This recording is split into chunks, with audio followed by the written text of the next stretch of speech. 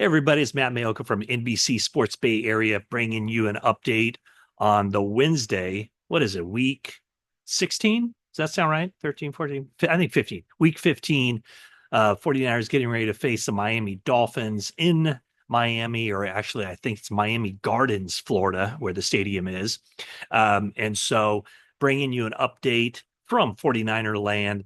If you haven't already, please hit that subscribe button, like, comment, and we'll move on with our day. But first, this is brought to you by Canyon Club Brewery. It's located in Moraga, California. It's a brewery with a wide selection of beer styles, of menu items for the food items on that, a lot of tasty bites. Beer garden out there, fire pits, some TVs to watch your game that's going on.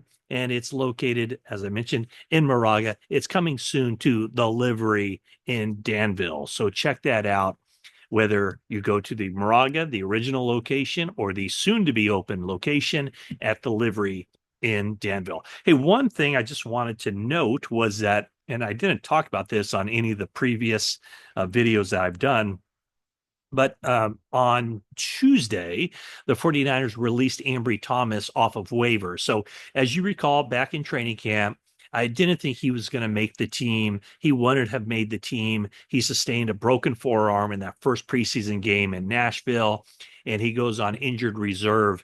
And so it got to the point where he was cleared. He was ready to play. So the 49ers had to make a decision. Were they going to open the practice window for him? No, because there's really never any idea that he would be on the 53-man roster. So once he was cleared, they released him, waived him off of injured reserve, which meant that any team could pick him up. Well, as it turns out, the Indianapolis Colts did pick him up. And so, second cornerback that the Colts have picked up from the 49ers earlier this season, they picked up Samuel Womack Jr. And by the way, Womack has appeared in 14 games for the Colts this season, including 8 starts. And he has 1 interception, 29 tackles. And so he's been a guy who's been starting for the Colts, and he couldn't make the 49ers roster as a backup cornerback. And Ambry Thomas now joins that team. He's on the 53-man roster. And this is a guy, remember, 3rd-round draft pick. He ended his rookie season really strong and had the interception in overtime against Matthew Stafford and the Rams, and that enabled the 49ers to make it into the playoffs that year, where they lost to the Rams again in the NFC Championship game. So at that point, as a rookie, Ambry Thomas had beaten out Diamador Lenore. Lenore was a 5th-round pick, Thomas a 3rd-round pick. And then the next year, and Ambry told me this a year after the fact, that he wasn't prepared for a second year, thought he had it figured out, and just did not give himself a chance in preparation leading into that season to play well. He didn't. And so 3 years, basically each year it seemed, well, first year was okay, the way he finished the season. Second year was horrible.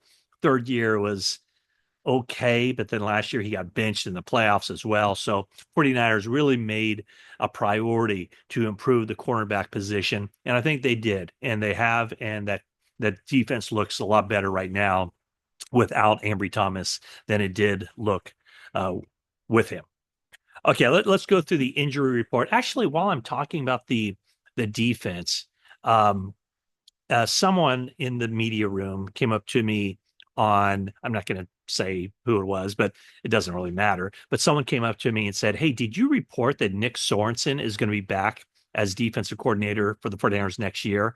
And I said, "No, I haven't reported that, but I'm certainly feeling that way. I do think that Sorensen will be back. So maybe tomorrow, Thursday morning, I'll post more my thoughts on where the 49ers defense is, where it's going, and just what I think about what Kyle Shanahan and the 49ers will decide to do at defensive coordinator." But, just a reminder, I mean, this will probably foreshadow what I'm going to say.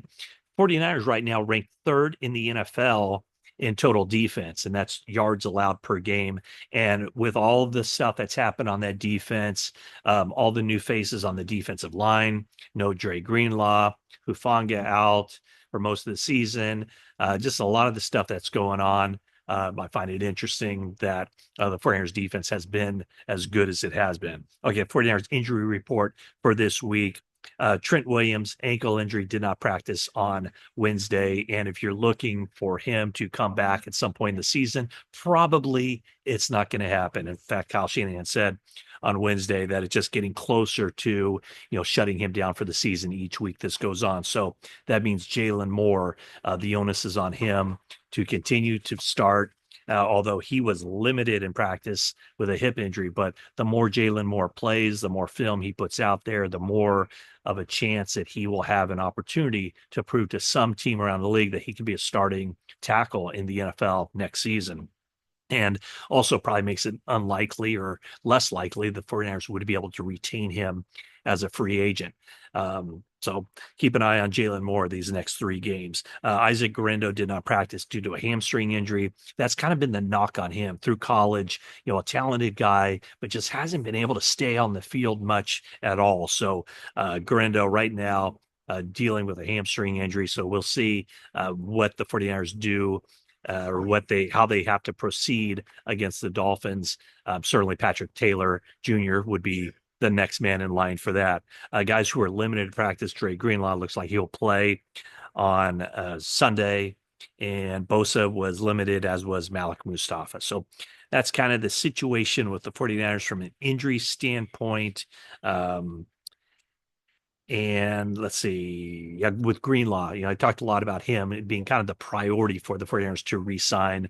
So check out that video if you haven't already. Posted that in the morning just about how important he is, kind of a game changer type, a tone setter, a guy who plays with that passion, that energy, that aggression. And the 49ers defense looked completely different on Thursday night against the Rams with him out there. In fact, when Diamador Lenore says, I think we found our identity, basically what he's talking about is that the 49ers identity on defense is one thing without Greenlaw and something different with him. So anyway, that's this update from 49er land. Again, subscribe, like, comment, and I'll be back at you on Thursday talking about Nick Sorensen and where the 49ers defense goes from here.